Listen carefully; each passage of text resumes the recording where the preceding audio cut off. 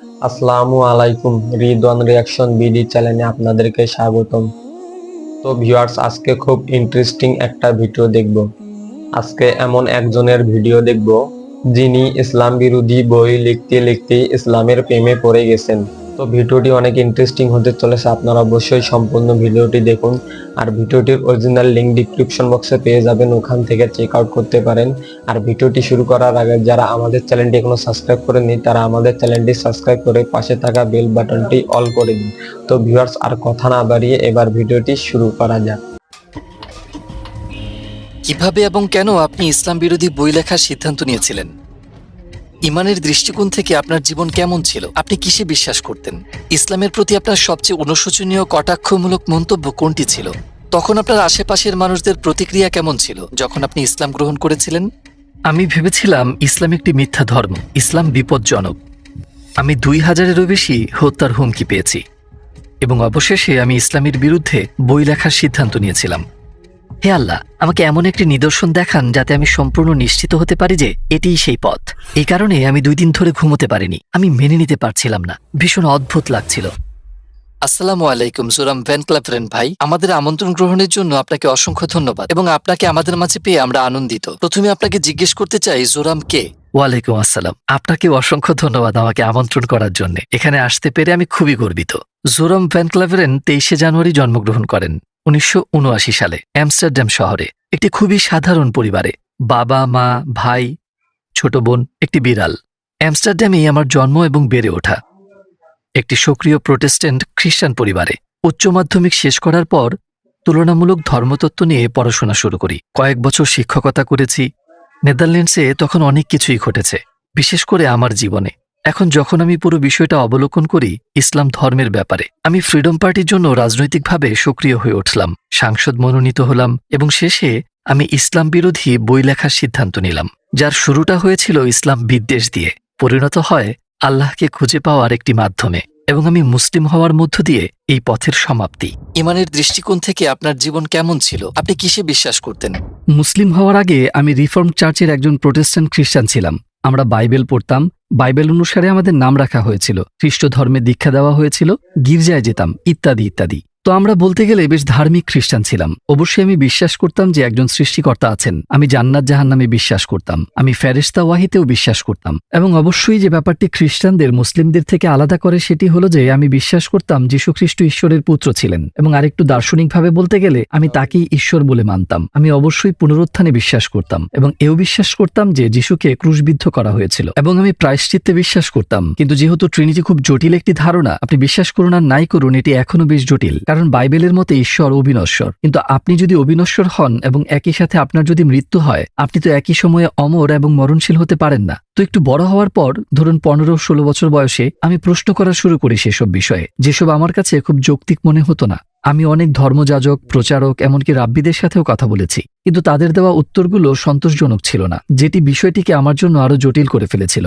শেষ পর্যন্ত সেসব বিষয়গুলোর ব্যাপারে আমার সন্দেহ থেকেই যায়, কিন্তু আমি অন্ধ বিচারকের মতো এগুলোকে একপাশে রেখে ধর্মটাকে বিশ্বাস করে যাওয়াটাই ভালো মনে করলাম। হয়তো আমি পুরো বিষয়টি বোঝার মতো যথেষ্ট বুদ্ধিমান নই এবং আমি তখনও ঈশ্বরে বিশ্বাস করতাম যে যীশু একজন খুব গুরুত্বপূর্ণ ব্যক্তিত্ব এবং ঈশ্বরের পুত্র, কিন্তু পূর্বে যা ঘটেছে আমি ব্যাপারটিকে ঠিক সেভাবেই রেখে দিলাম। কিভাবে এবং কেন আপনি ইসলাম বিরোধী বই লেখার সিদ্ধান্ত নিয়েছিলেন? উচ্চ মাধ্যমিক শেষে একটি বিশ্ববিদ্যালয়ে ভর্তি হই তুলনামূলক ধর্মতত্ত্ব বিষয়ে পড়াশোনা করার জন্য। এবং চমৎকার ব্যাপার হলো, আমার কলেজের প্রথম দিন, যতদূর মনে পড়ে 2001 সালের 11ই সেপ্টেম্বর, প্রথম দিন থেকেই বুঝলাম, আচ্ছা, এই মুসলিম ছেলেগুলা একটু পাগলের মতোই এবং এই ধর্ম সত্য নয়।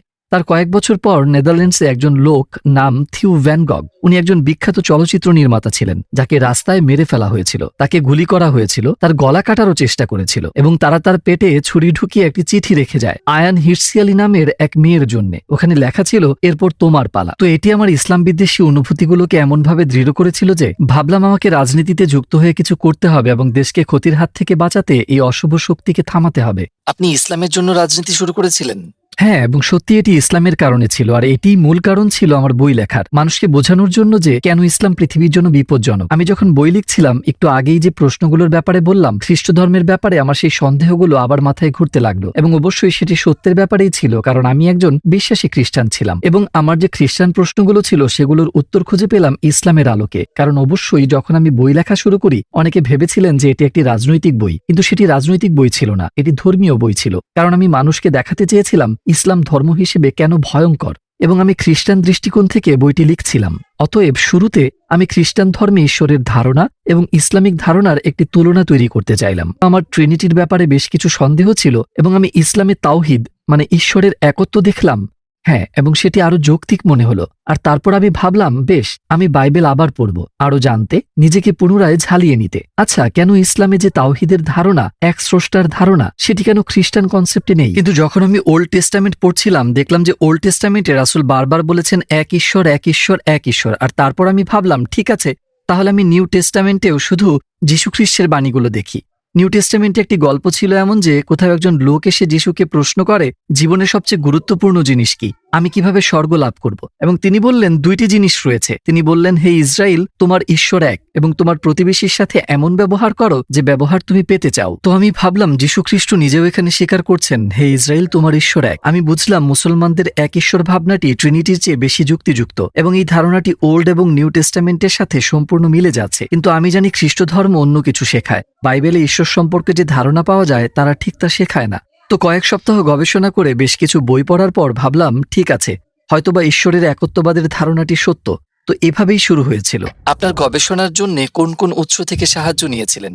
যেহেতু আমি খানিকটা বিস্মিত ছিলাম, আমি বিভিন্ন কর্তৃপক্ষের কাছে লেখা শুরু করি এই ধর্মীয় বিষয়গুলোর ব্যাপারে। যাদের কাছে জানতে চেয়েছিলাম তাদের মধ্যে একজন ছিলেন শাইখ আব্দুল হাকিম মুরাদ, এবং তিনি ক্যামব্রিজ বিশ্ববিদ্যালয়ের একজন অধ্যক্ষ। অবশ্য বিষয়টি একদিক দিয়ে কিছুটা অদ্ভুত, যদিও আমি তখনও রাজনীতির সাথে জড়িত, কিন্তু আমি ইসলাম বিরোধী বই লিখছিলাম, ইসলাম বিরোধী উদ্দেশ্য নিয়ে। আর আমি অন্য দেশের একজন মুসলিম অধ্যক্ষকে অনুরোধ করেছিলাম, আপনি কি আমায় সাহায্য করবেন? আমি অবশ্য বলেছিলাম আমি একটি বই লিখছি এবং আমার মনে অনেক প্রশ্ন রয়েছে। আমি সোজাসুজি তাদের কাছে জানতে চাইলাম কেন ইসলাম সন্ত্রাসবাদ প্রচার করছে, কেন তারা নারী বিদ্বেষী, খ্রিস্টান বিদ্বেষী, যে কোনো কিছুর বিরোধিতা করে বেড়ায়। খুব সম্ভবত 6 সপ্তাহ পর তিনি আমাকে বেশ বিস্তৃত একটি ইমেল পাঠান, এবং উনি সরাসরি বোঝাতে শুরু করলেন, আমার অনেক প্রশ্নের উত্তর দেন। উনি আরো বললেন, তোমাকে এই আর্টিকেল পড়তে হবে, এই বই পড়তে হবে, সেই বই পড়তে হবে, অমুক ব্যক্তির কাছে যাও। তিনি খুব বিস্তারিতভাবে ব্যাখ্যা করছিলেন সব। কিন্তু সবগুলো বই এবং আর্টিকেল পড়ে শেষ করার পর আমি ওল্ড টেস্টামেন্টে বর্ণিত নবী ও রাসূলদের সাথে মুহাম্মদ সাল্লাল্লাহু আলাইহি ওয়াসাল্লামের তুলনা করে দেখার চেষ্টা করি। আমার আর কোনো যুক্তি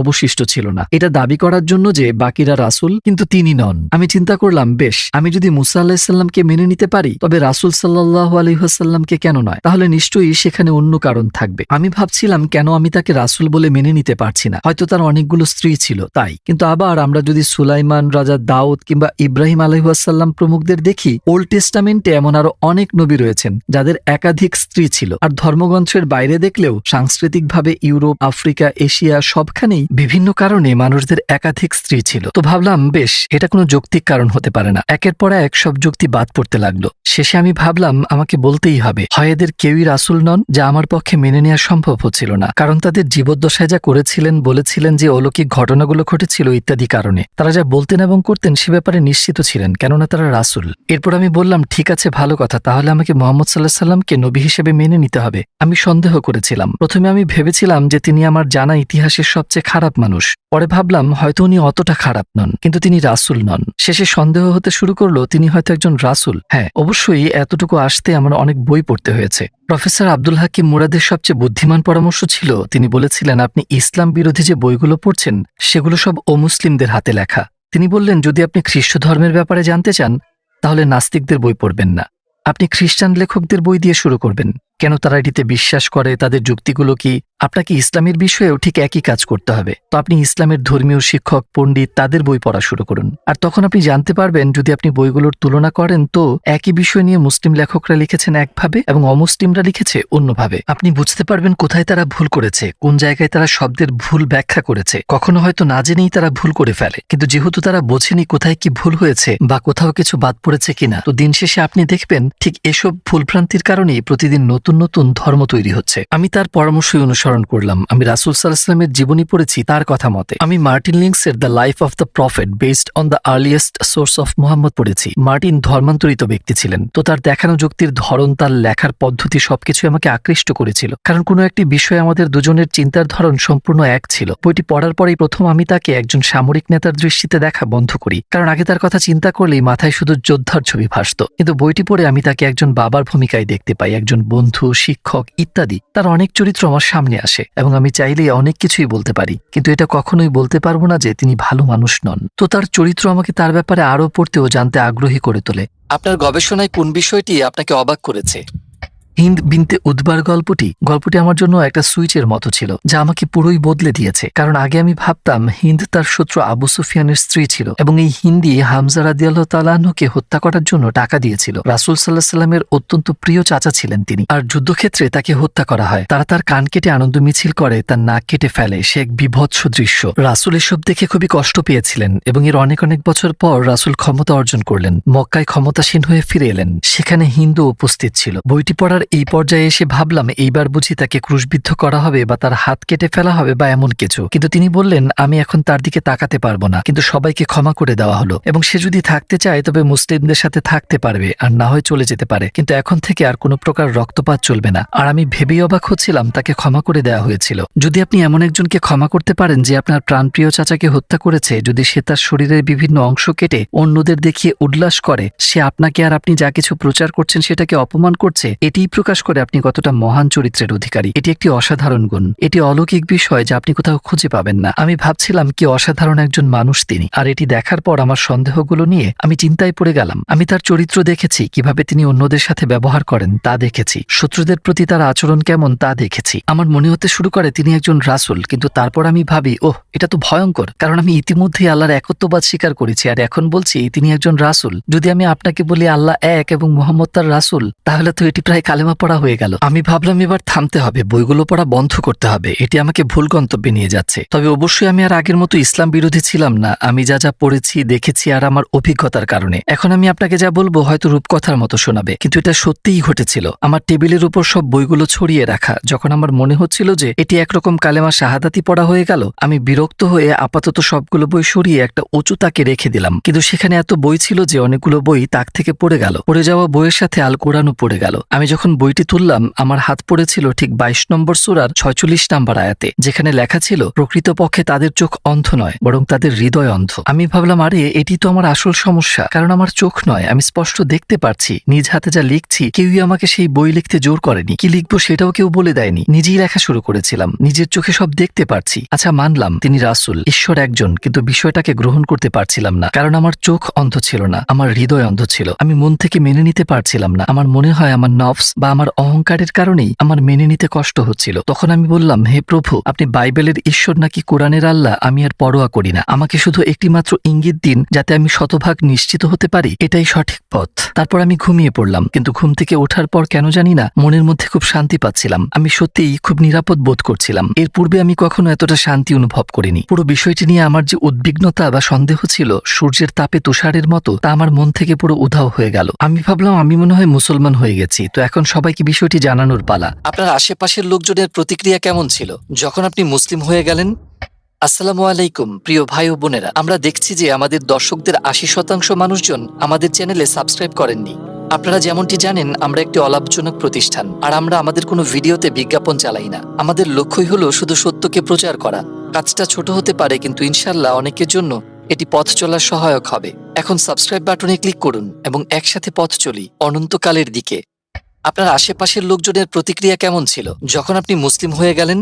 বেশিরভাগের প্রতিক্রিয়াই নেতিবাচক ছিল। অবশ্যই অনেকের জন্য, বিশেষ করে কিছু নিকটাত্মীয়কে এটি একটু বেশি অবাক করে দিয়েছিল। তারা যখন সংবাদ মাধ্যম থেকে বিষয়টি জানতে পারে, আমি আমার মাকে যখন জানালাম তিনি কাঁদতে শুরু করলেন, আর আমার স্ত্রী বেশ সহানুভূতিশীল ছিল এই ব্যাপারে। সে বলল যদি তুমি ইসলামে বিশ্বাস করো এবং সেটি যদি তোমার অন্তরে থাকে আমি কিছু বলার কে। আমার পুরনো অফিসের কিছু লোক বেশ আক্রমণাত্মক হয়ে গিয়েছিল তখন। আমি 2000-এর চেয়েও বেশি হত্যার হুমকি পেয়েছি, এমনকি তাদের থেকেও যারা একসময় আমাকে সমর্থন করত, যারা আমাকে ভোট দিয়েছিল। মানুষজন অনেক আজে বাজে কথা শুনিয়েছে। নিয়েছে আমাকে। তোমার স্ত্রীকে ধর্ষণ করব, তোমাকে গুলি করব, আমরা জানি তোমার সন্তানেরা কোন স্কুলে যায়, এমন অনেক কিছু। সেগুলোর বেশিরভাগই অবশ্য অর্থহীন কথা ছিল, কারণ পাগল লোকজন কম্পিউটারে বসে অনলাইনে লিখছে সেগুলো। তো তখন একটু এলোমেলো সময় চলছিল। আমার আগের চাকরিটা ছেড়ে দিতে হয়েছিল অবশ্যই, কারণ সেটি একটি খ্রিস্টান সংগঠন ছিল। দলনেতাকে বিষয়টি বলার পর সে বলল, আমি সত্যি বিশ্বাস করতে পারছি না। আমি তোমার মাঝে কিছুটা পরিবর্তন খেয়াল করেছিলাম অবশ্য, যখন তুমি একটি বিষয় নিয়ে রেডিওতে কথা বলছিলে। তোমাকে তখন ইসলামের ব্যাপারে আগের চেয়ে কিছুটা নমনীয় মনে হয়েছিল, আগের মতো তেমন কঠোর ছিলে না। কিন্তু তুমি মুসলিম হয়ে যাওয়াটা, আমি বললাম হ্যাঁ আমি মুসলিম হয়েছি। সে বলল, আমি বিষয়টা চিন্তা করেই 2 দিন ঘুমোতে পারিনি। আমি কোনোভাবেই মেনে নিতে পারছিলাম না, এটা খুবই অদ্ভুত ছিল। কিন্তু সবচেয়ে কঠিন হয়ে দাঁড়ালো আমার নানাকে বিষয়টি জানানো, কারণ আমার নানা তখন প্রায় মৃত্যু মুখে। তার বয়স 93-94 এর আশেপাশে তখন। তোমার নানাকে এ কথা তোমার নিজেকেই বলতে হবে। আমি বললাম ঠিক আছে, কিন্তু তোমাকে আমার সাথে আসতে হবে, কারণ তিনি আমার ঢালের মতো ছিলেন। আর আমি সেখানে গিয়ে বললাম, নানা আমি মুসলিম হয়ে গিয়েছি। শুনে তিনি তার চোখ বন্ধ করলেন। আমি ভাবলাম তার নিঃশ্বাস বন্ধ হয়ে গিয়েছে কিনা, যেহেতু তার বয়স হয়েছে অনেক। সত্যিই কিছুক্ষণ তার নিঃশ্বাস বন্ধ ছিল, তারপর তিনি আবার শ্বাস নেওয়া শুরু করলেন আর আমার দিকে তাকিয়ে বললেন, অন্তত তুমি ক্যাথলিক তো হয়ে যাওনি।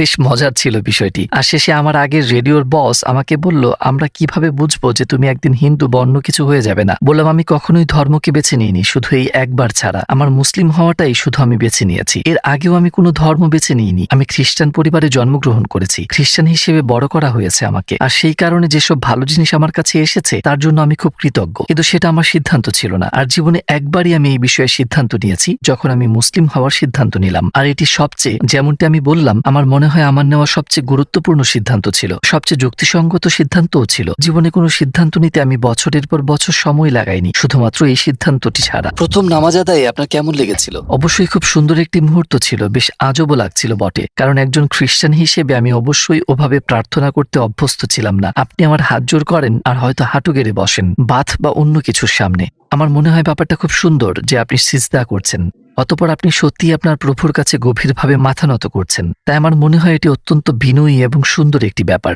এটি আমাকে অত্যন্ত মুগ্ধ করেছিল। আপনার জীবনে ঘটে যাওয়া 3টি বড় চ্যালেঞ্জের নাম বলুন। অবশ্যই আমার মুসলিম হওয়াটা একটি বড় চ্যালেঞ্জ ছিল, কারণ আমাকে আমার পরিবারের কাছে এবং পুরো পৃথিবীর কাছে প্রশ্নবিদ্ধ হতে হয়েছিল। আর ওইটি একটি বড় চ্যালেঞ্জ ছিল। আমি ভেবেছিলাম যে মুসলিম হওয়াটা খুব কঠিন কাজ হবে, কারণ একজন প্রোটেস্ট্যান্ট খ্রিস্টান হিসেবে ধর্মীয়ভাবে পালন করার সেখানে তেমন কিছু নেই। কিন্তু একজন মুসলিমকে কিছু বিষয় চর্চা করতে হয়, দৈনিক 5 বার বাধ্যতামূলক নামাজ পড়তে হয়, একটি সুনির্দিষ্ট নিয়ম মেনে খেতে হয়, চিন্তা করতে হয় নির্দিষ্ট গঠনমূলক পদ্ধতিতে। আপনাকে সর্বোৎকৃষ্ট হতে হবে প্রতিটা মুহূর্তে, আপনাকে সৃষ্টিকর্তার সাথে আপনার সম্পর্কের কারণে, আর শুধুমাত্র এই কারণেই আপনাকে দিনে 5 বার সালাত আদায় করতে হবে। এটি সবসময় সৃষ্টিকর্তার কথা মনে করিয়ে দিচ্ছে, এবং এটি আপনাকে সবসময় স্মরণ করিয়ে দিচ্ছে যে আপনার একজন প্রভু আছে, যা খ্রিস্টান হিসেবে অনুভব করা সম্ভব নয়। আমি এভাবেই উপলব্ধি করেছি। আর আমি মনে মনে ভাবি, ও 5 বার নামাজ আদায় করতে হবে আজ, আমি এটা করতে পারবো না, সেটা করতে পারবো না। তো আমি মাথায় এটাকে কঠিন বানিয়ে ফেলেছিলাম। কিন্তু মুসলিম হওয়ার পর এসব সহজ হয়ে গেল। আপনি কি আপনার সন্তানদের মুসলিম হিসেবে বড় করছেন? চেষ্টা করছি অবশ্যই। আমি জানি না কখন কিভাবে যে আপনি একজন মুসলিমকেই বড় করছেন। আমার মনে হয় এটি অনেক কঠিন একটি দায়িত্ব, বিশেষ করে বর্তমান প্রেক্ষাপটে। অবশ্য আমি যখন বিয়ে করি তখন আমি মুসলিম ছিলাম না। আমি আমার সন্তানদের খ্রিস্টান হিসেবে লালন পালন করার প্রতিজ্ঞা করেছি। আমি মুসলিম হওয়ার পর অবশ্যই আমি আমার সন্তানদের খ্রিস্টান হিসেবে বড় করছি না। আমার বাচ্চাদের যদি খ্রিস্ট ধর্ম সম্পর্কে কোনো প্রশ্ন থাকে, তারা আমার স্ত্রীকে জিজ্ঞেস করে উত্তরের জন্য, আর আমার কাছে আসলে ইসলামিক সমাধান পায়। কিন্তু বেশিরভাগ সময় সে বলে দেয়, তোমাদের বাবাকে জিজ্ঞেস করো। আমার স্ত্রী সবার জন্য হালাল খাবার রান্না করে, এটি খুবই সুন্দর একটি ব্যাপার। সে বলে, আমি 5 ধরনের খাবার রান্না করতে পারবো না, তো সবাই একই খাবার খাবে। তুমি হালাল খেলে সবাই হালাল খাবে। একদিক থেকে এটা অনেকটা স্বাভাবিক হয়ে যাচ্ছে। ইসলামের প্রতি আপনার সবচেয়ে অনুশোচনীয় কটাক্ষমূলক মন্তব্য কোনটি ছিল?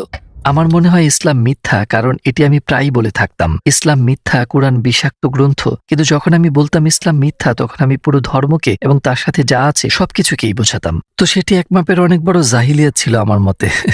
তো এই বিষয়টি নিয়ে আমি খুবই অনুতপ্ত। ইসলাম মিথ্যা হওয়ার ধারণাটি ছাতার মতো ছিল এক প্রকার, আর বাকি সবকিছু এই ধারণার নিচে, কারণ সেটিই ছিল আমার বদ্ধমূল ধারণা। আর অবশ্যই আমি নিজেকে দোষ দিই এবং এও জানি যে অনেক মানুষ যারা প্র্যাকটিসিং মুসলিম না, তারাও এটি করে। আর একভাবে আমি বুঝতে পারি বিষয়টি, কারণ রাজনৈতিক দৃষ্টিকোণ থেকে, সামাজিকভাবে, সাংস্কৃতিকভাবে যা বলা এবং করা হয় তা সারা জীবন থেকে যায়। আমাকে মাঝে মধ্যে আমার পুরনো পার্টির লোকজন থেকে শুনতে হয় যে আমি একরকম নাকি তাদের অপমান করেছি। তো এটি আমাকে কষ্ট দেয়, আর এটি একটি অন্যতম কারণ যার জন্য আমরা IXC বা ইসলাম অভিজ্ঞতা কেন্দ্র নামক সংগঠন চালু করি। আমরা স্কুলগুলোতে যাই, primary school, high school, college, বিশ্ববিদ্যালয়, সরকারের 2টি অফিসিয়াল বিভাগে, অন্যান্য সামাজিক সংগঠনগুলোতে, এমনকি চার্চেও যাই। ইসলাম সম্পর্কে ভ্রান্ত ধারণাগুলো দূর করতে, ইসলামের দাওয়াত পৌঁছাতে, ইসলামের প্রকৃত রূপ তুলে ধরতে ভার্চুয়াল রিয়েলিটি ব্যবহার করি, যাতে তাদের শেখার অভিজ্ঞতাটি বেশ মজার হয়। আমি খুব চেষ্টা করছি পুরনোকে মুছে ফেলতে।